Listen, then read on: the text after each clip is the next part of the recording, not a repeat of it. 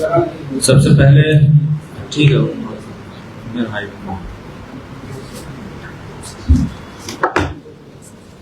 सबसे पहले मैं इलेक्ट्रॉनिक प्रिंट मीडिया के तमाम मीडिया कर्मियों को धन्यवाद आभार प्रकट करता हूं कि शॉर्ट नोटिस में आप लोग पार्टी के इस महत्वपूर्ण प्रेस ब्रीफिंग में आए हैं।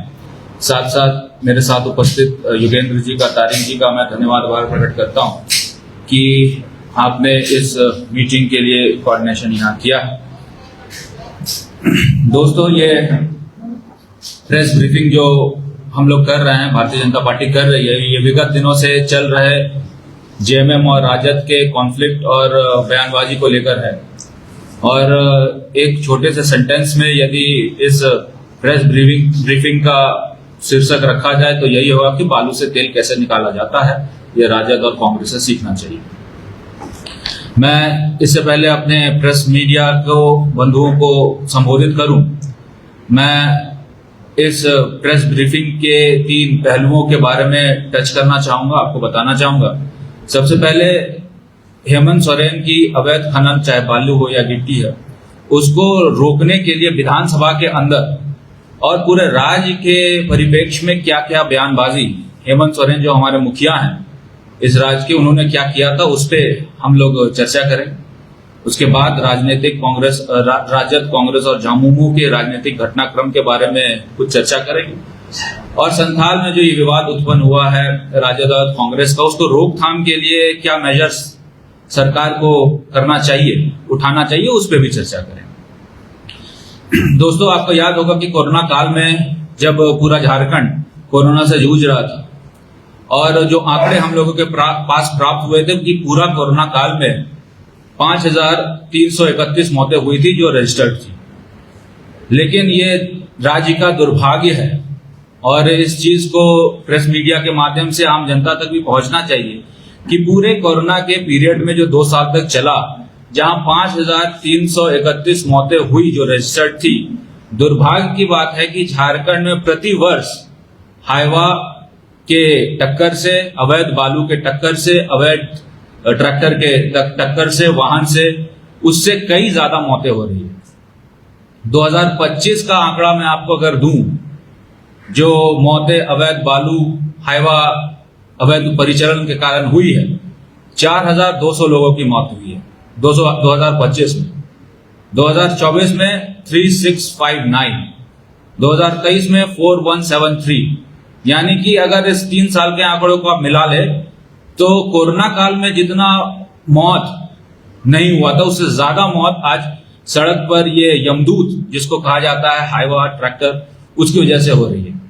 और ये जब इसके तथ्यों के पीछे भी हम जाते हैं तो फिर पता चलता है कि जितने भी ओवर स्पीडिंग हाईवा हैं वो 80% जो है इस घटना का मुख्य कारण, 80% अवैध रूप से चलने वाले हाईवा ये पूरे मृत्यु के कारण है। और इसको रोकने के लिए सरकार विवश दिख रही है। इसलिए विवश दिख रही है क्योंकि जो हवा का परिचालन हो रहा है, ट्रैक्टर का परिचालन हो रहा है, अवैध तरीके से जो बालू उठाव हो रहा है, गिट्टी उठाव हो रहा है, वो एक सिंडिकेट के माध्यम से चलता है। और जब सिंडिकेट के माध्यम से चलता है तो उस पर सरकार एक्शन नहीं ले पाती है, जिसका ये परिणाम दिख रहा है कि आज झारखंड में प्रतिदिन 12 से 14 लोग हाईवा, ट्रैक्टर से मर रहे हैं। इस पे सरकार क्या कर रही है, इस पे भी हम लोगों को चिंता करने की जरूरत है। और इस प्रेस मीडिया के माध्यम से मैं सरकार से पूछना चाहूंगा कि इस तरह की घटनाएं जो झारखंड में घट रही है, ये काफी अपने में चिंताजनक है। हर दिन 12 से 14 लोग मर रहे हैं। अभी गोड्डा में, जहां से ये घटना का जो सूत्रधार है, जो क्षेत्र, वहां पे 5 लोगों की मृत्यु हो गई अवैध हाईवा से, अवैध ट्रैक्टर से। वहीं बालूमाथ, उससे पहले 6 लोगों की मौत हुई थी अवैध कोयला के खनन से। तो लगातार जहां पर भी आपराधिक घटनाएं घट रही है, जहां पर भी मौतें हो रही है सड़क दुर्घटनाओं को लेकर, उसका कहीं ना कहीं रूट कॉज में आप जाएंगे तो कारण सिर्फ अवैध माइनिंग ही होता है। और अवैध माइनिंग में मिनरल, माइनर और मेजर मिनरल आता है। इसके साथ साथ आप अगर देखेंगे कि हेमंत सोरेन ने खुद, मुझे लगता है कि सदन के अंदर ये कहा था कि हम हर एक नॉन टैक्स पेयर, गैर आयकर दाताओं को और गरीबों को घर बनाने के लिए मुफ्त में बालू देंगे।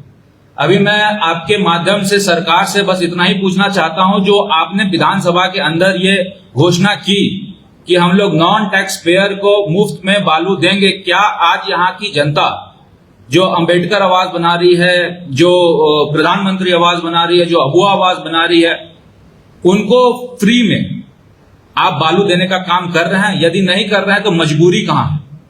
मैं इसके साथ साथ हेमंत सरकार से और पूछना चाहूंगा कि आपने कहा कि 2000 CFT अधिकतम बालू यहां के गरीब लोगों को मिलेगा। मैं तमाम प्रखंड, जितने भी झारखंड के प्रखंड है, वहां पर बस एक बात आपके माध्यम से पूछना चाहूंगा कि कोई भी ऐसा व्यक्ति हो जो ये बता दे कि 2000 CFT हम लोगों को मुफ्त बालू मिला, तो ये प्रेस कॉन्फ्रेंस करने का फिर कोई मतलब नहीं रहता। मुझे पूरा यकीन है कि कोई भी एक व्यक्ति पूरे झारखंड में ये दावे के साथ नहीं कह सकता है कि झारखंड सरकार की ये 2 घोषणाओं में जो है हेमंत सोरेन ने अमली जामा पहनाया। आपको याद होगा कि हेमंत सोरेन की सरकार ने यहां तक कहा कि यदि जिले में अवैध खनन होता है तो सीधा सीधा इसका जवाबदेही SP और उपायुक्त के ऊपर पड़ेगा। आज आप बताइए कि किस SP और उपायुक्त को इसका जवाबदेह हेमंत सोरेन की सरकार बनाई है या किसी पे एक्शन हुआ है अवैध खनन को लेकर? यदि अवैध खनन हो रहा है तो कार्रवाई होनी चाहिए, यदि अवैध खनन नहीं हो रहा है तो फिर राम राज्य इस झारखंड में है, फिर किसी का कोई मतलब ही नहीं बनता है। इसके साथ साथ सरकार ने यह भी कहा था कि हम लोग अवैध खनन को रोकने के लिए टास्क फोर्स का गठन करेंगे पूरे जिलों में। अब आप बताइए कि बालू के अवैध खनन को रोकने के लिए हेमंत सोरेन की सरकार ने कोई एक टास्क फोर्स हो जो मुस्तैदी के साथ बालू घाट गया हो और बालू घाट पर जाकर वहां पर एक्शन लिया हो, तो मुझे लगेगा कि हेमंत सोरेन ने 1% 2% अपना काम किया। लेकिन दुर्भाग्य की बात है कि एक भी इंस्टेंसेस आपको नहीं पूरे झारखंड में दिखेगा जो टास्क फोर्स के माध्यम से छापेमारी हो रही है और अवैध बालू के उठाव को रोकने के लिए सरकार कोई कारगर कदम उठा रही है। इसके साथ साथ मुझे ऐसा लगता है कि अवैध बालू को रोकने के लिए आज CO हो या आपके DTO हो डरते हैं कि वो घाट पे ना जाए। घाट पे यदि वो जाएंगे तो उनको अपने जान का खतरा होता है। और कई एक ऐसे जगहों पर देखा जाता है कि DMO को एक होम गार्ड तक मुहैया यह सरकार नहीं करा रही है कि आप अवैध खनन को रोकने के लिए कार्य करें। और इससे बड़ी दुर्भाग्य की बात नहीं हो सकती कि अगर DMO के पास फोर्स नहीं रहेगा, CO को अगर टास्क फोर्स नहीं मिलेगा जिला से, तो वो अवैध खनन पर रोकथाम लगा सके।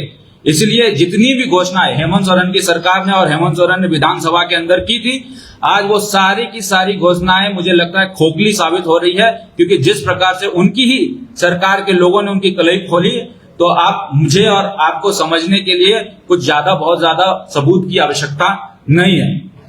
हेमंत सोरेन ने कई ऐसे चीजें जो विधानसभा के अंदर बोली है उसको आज वो धरातल पे उतारने में सक्षम नहीं दिख रहे। CCTV का मामला हो, चाहे वो ये बोल रहे हैं कि अवैध खनन जहां पे भी हो रहा है वहां हम लोग CCTV लगाएंगे, आज एक भी CCTV कोई भी घाट पे नहीं दिख रहा है। इसलिए पूर्णतः जितनी भी सरकार की घोषणाएं थी वो सरकार की घोषणाओं में अमली जामा पहनाने का काम खुद हेमंत सोरेन की सरकार नहीं कर पा रही है। अब आते हैं हम लोग दूसरे मुद्दे पे।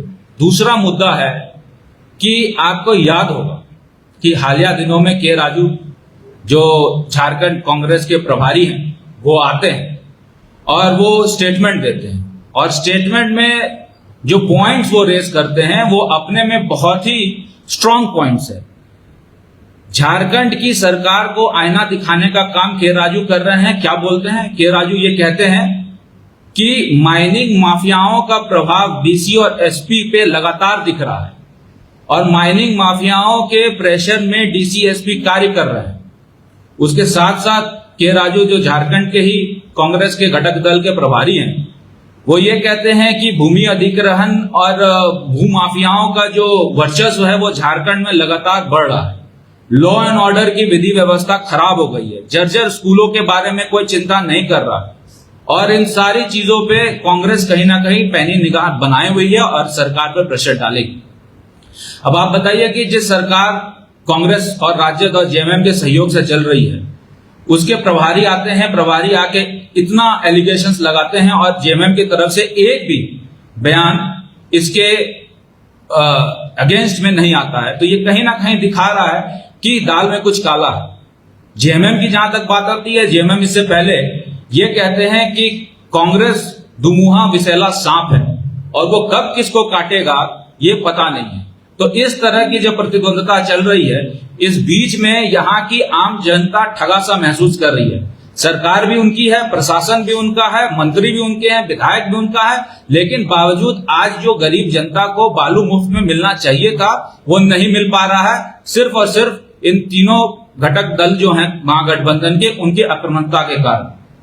इतना जो बातें आज सार्वजनिक प्लेटफॉर्म में आ रही है, तो अब तो कांग्रेस को भी यह स्पष्ट बताना चाहिए कि आखिर कौन ऐसे माफिया जो झारखंड में आज की डेट में कार्यरत हैं, और उन माफियाओं की बदौलत आज की डेट में एसपी और डीसी पे प्रेशर बनाया जा रहा है। ये अब सरकार को सार्वजनिक करना चाहिए, सरकार को सार्वजनिक करना चाहिए आखिर किसके प्रेशर में ये सरकार काम कर रही है। और सरकार स्वतंत्र रूप से अवैध माइनिंग को और खासकर बालू को, जिसको आप लोग गोल्डन भूरा सोना भी कहते हैं, वो आखिर किसके प्रेशर में लगातार उगाही का बदस्तूर जो आलम वो जारी है। दरअसल सारा मुद्दा मुझे ऐसा लगता है कि असम चुनाव को लेकर फोकस में है, और असम चुनाव में जिस प्रकार से कांग्रेस और जेएमएम अपने आप में खींचातानी मचाई हुई है, मुझे ऐसा लगता है कि जितना भी इलीगल माइनिंग था जो झारखंड से होना था, जितना भी इलीगल पैसा था जो झारखंड से जाना था, आज कहीं ना कहीं कांग्रेस को नहीं मिल पा रहा है। इसीलिए इस तरह का बयानबाजी हो रहा है, प्रेशर पॉलिटिक्स हो रही है। कहीं ना कहीं इन सारे घटनाक्रम को आप देखते हैं एक एक करके। सबसे पहले जेएमएम का बयान आना, दुमुहा विशैला सांप, फिर कांग्रेस के प्रभारी के राजू जी का बयान आना कि सारे बालू माफिया प्रेशर डीसी और एसपी पे दे रहे हैं। और इसके पहले जब बिहार चुनाव का जब आगाज हुआ था, और बिहार चुनाव में जिस प्रकार से जेएमएम को दरकिनार किया गया था, बेइज्जती की गई थी, जो अपने आप को खतियानी पार्टी बताते हैं, और लालटन राजद के द्वारा जो उनके साथ सौतेला व्यवहार बिहार में किया गया था, कहीं ना कहीं वो सब चीज जेएमएम आज की डेट में उसमें मंथन कर रहा है, और इस तरह का घटनाक्रम आपको देखने को मिल रहा है। ये सारे पॉलिटिकल घटनाक्रम के बीच में विगत एक हफ्तों में कई तरह के बयानबाजी हुए हैं राजद और कांग्रेस के नेताओं को लेकर। प्रदीप यादव जी का लेटर आता है, प्रदीप यादव जी बोलते हैं कि विगत 6 महीनों में, आप मार्क कीजिएगा मेरा वर्ड, वो यूज कर रहे हैं, विगत 6 महीनों में जो अवैध बालू का उठाव हो रहा है, उस अवैध बालू के उठाव को रोकने के लिए सरकार को और डीसी को मुस्तैदी के साथ काम करना चाहिए। डीसी को स्पेशल टास्क फोर्स का गठन करना चाहिए। जैसा मैंने कहा कि ये बात जो हेमंत सोरेन जी की सरकार में हेमंत सोरेन जी विधानसभा के अंदर बोलते हैं कि स्पेशल टास्क फोर्स रहना चाहिए, डीसी को कार्रवाई करना चाहिए, एसपी को जवाबदेही देना चाहिए, वही चीज को रिपीट करने का काम प्रदीप यादव जी अपने लेटर पे कर रहे हैं। लेटर पे मैं उनके लेटर को मैं उनका स्वागत करता हूं, उसके ये सोच का कि वो ये सोच रहे हैं कि रुकना चाहिए। लेकिन 6 महीने के अंदर के घटनाक्रम में राजद को अचानक से मिर्ची लग जाता है। अब कारण क्या है मिर्ची लगने का, मुझे नहीं समझ में आ रहा है। उनको नहीं लगना चाहिए मिर्ची। अगर कोई जेन्युइन सवाल उठाया जा रहा है तो उस जेन्युइन सवाल में अगर जांच हो जाए तो क्या दिक्कत है। लेकिन राजद के कोटे से मंत्री संजय यादव जी बार बार ये कह रहे हैं कि सनातन को ही क्यों टारगेट किया जा रहा है, सनातन को ही क्यों टारगेट किया जा रहा है। टारगेट कोई भी हो, मुद्दा यह है कि वहां इलीगल माइनिंग हो रहा है कि नहीं हो रहा, उसको रोकने में आप वहां के मंत्री हैं, आप वहां के विधायक हैं, आप वहां के सिटिंग विधायक हैं, आप सक्षम क्यों नहीं है। आपकी कौन सी ऐसी मजबूरी है जिसके आधार पर आप ये बार बार कह रहे हैं कि 6 महीने से हमने फोन लगाया, हमने सीएस से बात की, हमने डीआईजी से बात की, मेरी कोई बात नहीं सुन रहा है। यदि आपकी कोई बात नहीं सुन रहा है, यदि प्रशासन आपकी कोई बात नहीं सुन रहा है, यदि आपके अकॉर्डिंग वहां लॉ एंड ऑर्डर मेंटेन करने के लिए आप काम नहीं कर पा रहे हैं, तो फिर आपको मंत्री पद पे रहने का कोई अधिकार नहीं। आपको नैतिकता के आधार पर अपने मंत्री पद से इस्तीफा दे देना चाहिए। और इसलिए इस्तीफा दे देना चाहिए क्योंकि आपको जिस काम के लिए मंत्री बनाया गया उस काम को करने में आप सक्षम नहीं दिख रहे हैं। इसीलिए मुझे लगता है कि सिर्फ बयानबाजी करने से वहां पर जो स्थिति है उसमें कोई सुधार नहीं आएगा। और भारतीय जनता पार्टी इस तमाम चीजों पे पैनी नजर रखी हुई है, और इसको देखते हुए हम लोगों ने ये प्रेस कॉन्फ्रेंस यहाँ पे किया है। जैसा मैंने कहा कि मैंने 2 हिस्सों की बात की, एक तो पूरे संथाल में जो डेवलपमेंट चल रहा है कांग्रेस और राजद का, और दूसरा जो पूरे प्रदेश में इलीगल बालू माफिया के लिए, माइनिंग के लिए जो है बार बार चर्चाएं हो रही है कि इसको रोकने का काम ये सरकार नहीं कर पा रही है। अब इसमें तीसरा पहलू ये है कि लगातार संजय यादव जी बयान दे रहे हैं कि यदि मैं इसमें इन्वॉल्व हूं तो मैं सक्रिय राजनीति से इस्तीफा दे दूंगा। बहुत अच्छी बात है, आपका यह स्टेटमेंट स्वागत योग्य है। जो संथाल का एरिया है और खासकर गोड्डा का एरिया है जहां से संजय यादव जी मंत्री हैं और बहुत ही हैवी दमदार मंत्री हैं और स्ट्रॉन्ग मैन जो कहते हैं कि राजनीतिक क्षेत्र में वो हैं, मुझे यह दुख के साथ सूचित करना पड़ रहा है कि वो जब पकड़ की बात आती है प्रशासन पे तो उसका पकड़ कहीं ना कहीं ढीला सा नजर आ रहा है और जिसका ये परिणाम है कि विगत 6 महीनों में वहां पे बालू माफिया सक्रिय है। उनका यह कहना है कि हम लोगों ने अपने माध्यम से जांच के लिए डीसी को, जांच के लिए डीआईजी को, मुख्य सचिव को और यहां तक मुख्यमंत्री को भी लिखा है। मैं उनके जांच में थोड़ा सा सहयोग करना चाहता हूं, आपके माध्यम से उनके जांच पे मैं थोड़ा सहयोग करना चाहता हूं। हो सकता है कि ये जांच सही डायरेक्शन में जाए कि नहीं जाए, उस जांच में मैं सहयोग करना चाहता हूं। और जांच में सहयोग के लिए मुझे ऐसा लगता है कि कुछ चीजों की यहां जिक्र होनी चाहिए। प्रदीप यादव जी ने अपने लेटर में लिखा था 150 इलीगल हाईवा, 150 इलीगल हाईवा जो सनातन घाट से चल रहा है वो सारे के सारे इलीगल तरीके से चल रहे हैं। कमाई का बकायदा उन्होंने कहा था 18,000 प्रति हाईवा चलता है, उसके हिसाब से अगर एक दिन की कमाई हो तो 27 लाख 28 लाख आती है और पूरे महीने की कमाई हो तो वो करोड़ों में चला जाता है। वो मुझे लगता है कि 36-27 करोड़ का मामला बनता है। उन सारे 150 हाईवा के ऊपर सिर्फ एक ही नाम रहता है और वो नाम है महालक्ष्मी का, महालक्ष्मी ट्रांसपोर्ट। ये महालक्ष्मी ट्रांसपोर्ट के ओनर कौन है, ये आज तक वहां की जनता समझ कर भी नहीं समझ पाई। महालक्ष्मी ट्रांसपोर्ट के ओनर का जब बात आता है तो वहां की जनता आवाज तक उठाने में डरती है, क्योंकि यदि उनको लगता है कि आवाज उठाए तो वही महालक्ष्मी के नीचे आकर उनकी मौत ना हो जाए। और यही महालक्ष्मी ट्रांसपोर्ट 150 से ज्यादा हाईवा सनातन घाट से उठाता और अन्य घाटों की चर्चा हम छोड़ देते हैं।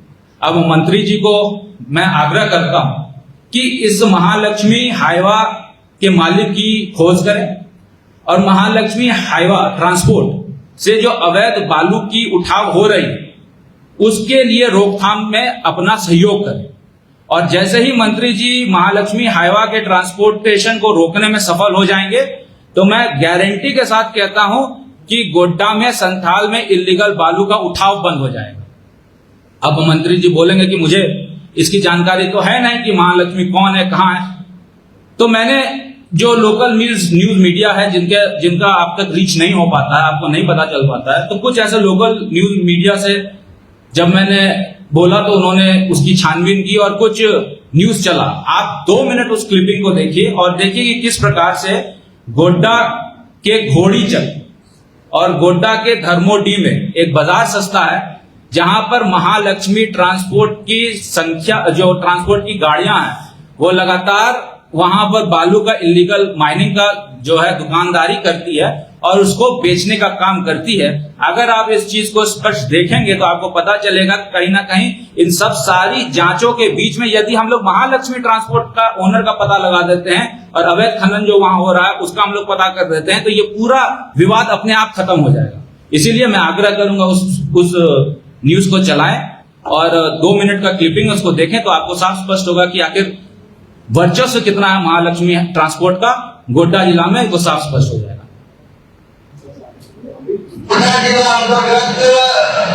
गोड्डा पिपरेटी मुख्य मार्ग NH 133 पर है और आपको बता दें कि इस वक्त की सबसे जो है बड़ी खबर ये है कि एक बहुत बड़ी दुर्घटना जो है NH 133 करोड़ा क्षेत्र में अभी 10 जो है थोड़ी देर पहले घटी हुई है। लेकिन आपको बता दें कि जो पीला सोना जो है, पीला सोना का बाजार अगर देखा जाए तो प्रत्येक भी इसी जगह लगता है। आप मेरे पीछे तस्वीर देख लीजिए कि ओवर रोडेड की तरह जो है हाईवे पे पूरा ओवर रोडेड बालू और आपको हम नामे के साथ कहते हैं कि बिना चालान का ये पूरा बहुत बड़े हाइवा जो है यहाँ लगभग नहीं सैकड़ों की संख्या में यहाँ पे सुबह करीब 6 से 7 के बीच में यहाँ पे हाइवा गाड़ियाँ बड़ी वाहन यहाँ पे लगती है।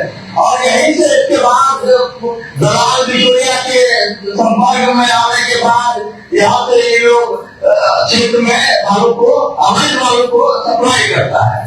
लेकिन सबसे बड़ा सवाल ये है कि क्या वहाँ जिला के जो खनन पदाधिकारी है क्या उनको इस चीज का भनक नहीं है? क्या यहाँ जो गोड्डा परिवहन विभाग के जो पदाधिकारी है क्या उनको इस विषय पर संज्ञान नहीं है? या जिला के जो वरीय पदाधिकारी है प्रशासन है उन लोगों के आंखों तक ये नजर नहीं जा रहा है? अगर नहीं जा रहा है तो हम आज दिखा रहे हैं। इस तस्वीर को आप देखिए कि आपके स्क्रीन पर एक वीडियो चल रहा होगा, आप उस वीडियो फुटेज को देखिए और इसके बाद सबसे पहले आप थोड़ा सा बता दें कि ये जो मेरे पीछे दिखाइए कि मोबाइल पे आ रही है, ये छोटे बच्चे और दो महिलाएं जो है, एक जेंट्स और एक महिला है और एक बच्चे जो है हालत बहुत गंभीर है। एक बच्चे की मौत हो चुकी है, एक महिला जो है बुरी तरह से घायल अवस्था में है। अभी जस्ट आप देख लिए होंगे कि अभी जस्ट मेहरमा समुदाय स्वास्थ्य केंद्र से इसे रिकॉर्ड घोटा किया गया। लेकिन दुर्भाग्य हम ये बता रहे हैं कि आखिर प्रत्येक दिन इस भोईसर में पीला सोना का जो बाजार लगता है उसका सरगना कौन और महालक्ष्मी का जो लोगो लगा है उसका मालिक कौन है और इस सरगना में कौन कौन सम्मिलित है वो आप हमें कमेंट करके देखिए कि किस तरह से किसी भी गाड़ी। अब आप बोलेगा कि ये तो मार्केट का है, अब मेन खनन जहां हो रहा है उसका दीजिए। तो मेन खनन का भी रात का एक वीडियो है जो मैं आग्रह करूंगा उसको भी चलाएं। दूसरा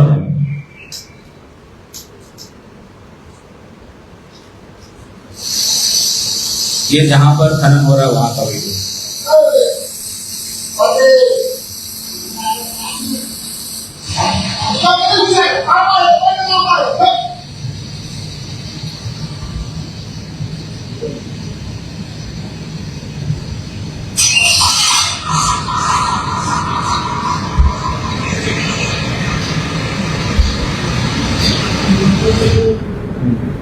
तो आपने देखा कि किस प्रकार से जो भी हाईवा चल रहा है उसमें महालक्ष्मी लिखा हुआ है। अब मैं माननीय मंत्री जी से आग्रह करूंगा और जिला प्रशासन से आग्रह करूंगा, यदि सच में आपको इन्वेस्टिगेशन करना है, जांच करना है, तो आप ये पता लगाएं कि आखिर महालक्ष्मी कोई शेल कंपनी है या ओरिजिनल में कहीं कंपनी है जिसका ओनर कौन है।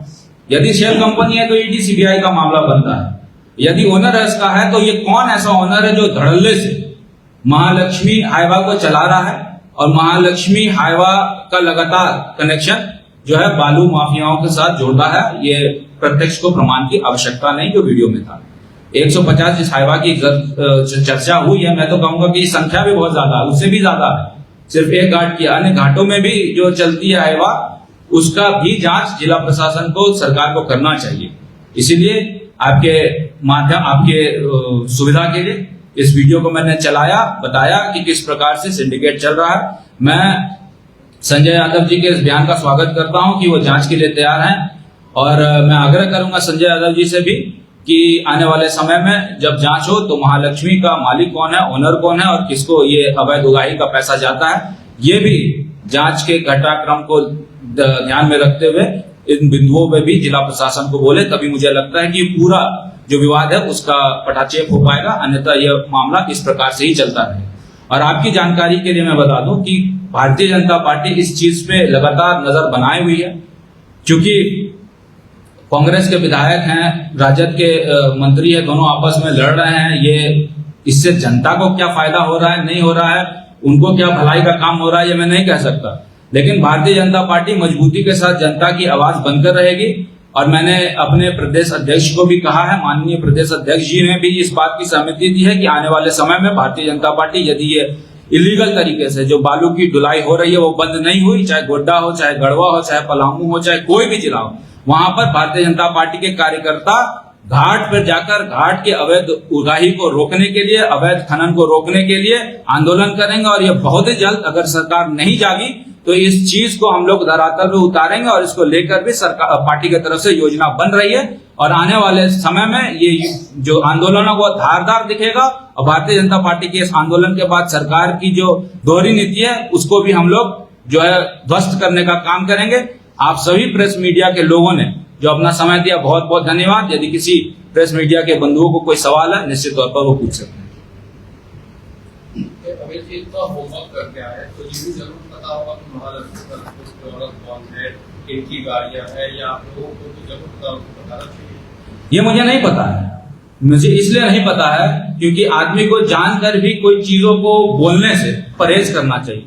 क्योंकि महालक्ष्मी जो नाम है वो ब्रांड है और सिर्फ वो संथाल में ही ब्रांड नहीं, बिहार झारखंड में उसका वर्चस्व चलता है। इसीलिए मैं जिला प्रशासन और सरकार के समक्ष ये सवाल करता हूं कि आपके क्षेत्र में यदि इस तरह का इलीगल एक्टिविटी हो रहा है तो इस इलीगल एक्टिविटी को रोकने के लिए कदम उठाए। मैं बोलूंगा तो बोलेगा विरोध ही है, तो विरोध करने के लिए बोल रहा है। जब वास्तविकता है उस पर जांच हो जाए, दूध का दूध और पानी का पानी हो जाए। बिल्कुल, मैं तो सहयोग कर ही रहा हूं, इसलिए मैंने चलाया है। अब जितना भी हाईवा चला है उसमें एक भी नंबर प्लेट आप नहीं देखेंगे, एक भी किसी में भी नंबर प्लेट जो मार के भी चला जाएगा हाईवा तो उसको पुलिस नहीं खोज पाएगी। पुलिस के सामने अगर यदि काम हो रहा है ऐसा तो निश्चित तौर पर कोई तो संरक्षण दे रहा है। अभी संरक्षण कौन दे रहा है ये सरकार को समझना चाहिए। मंत्री जी का आरोप है कि आपके घर के बगल से बालू मिलता है और इसका कमीशन पूर्व से लेकर वर्तमान सभी हो जाए। मंत्री जी को मैं इस स्टेटमेंट के लिए भी धन्यवाद देता हूँ और हो सकता है कि मंत्री जी कल की डेट में ये भी बोलते कि महालक्ष्मी का ओनर अमित मंडल है, इसीलिए आज मैं परहेज कर रहा हूं बोलने से। कल हो सकता है कि मंत्री जी ये भी बोलते कि अमित मंडल इसका ओनर है, तो कोई बहुत बड़ी बात होगी नहीं। लेकिन मैं ये कहता हूं कि यदि अमित मंडल महालक्ष्मी हाईवा से क्या बोले कट मनी ले रहा है तो अमित मंडल सबसे बड़ा दबंग पूरे झारखंड में, क्योंकि महालक्ष्मी का आंख उठा के कोई आदमी नहीं देख सकता। घर रहने का मकान भर नहीं, ये खुशियों की तिजोरी है। दरवाजे पर दस्तक देता पड़ोस, खिड़कियों से उमड़ आता आसमां, तारों में उलझी ऐसी ना जाने कितनी दास्तां। कहती हैं चले डायमंड सिटी, एक सफर हम सफर के साथ अपने घर तक। Diamond city, life long bonding, 500 से ज्यादा खुशहाल डायमंड परिवार। जल्दी करें, सिर्फ 200 फ्लैट बाकी। आज ही बुक करें अपना आशियाना।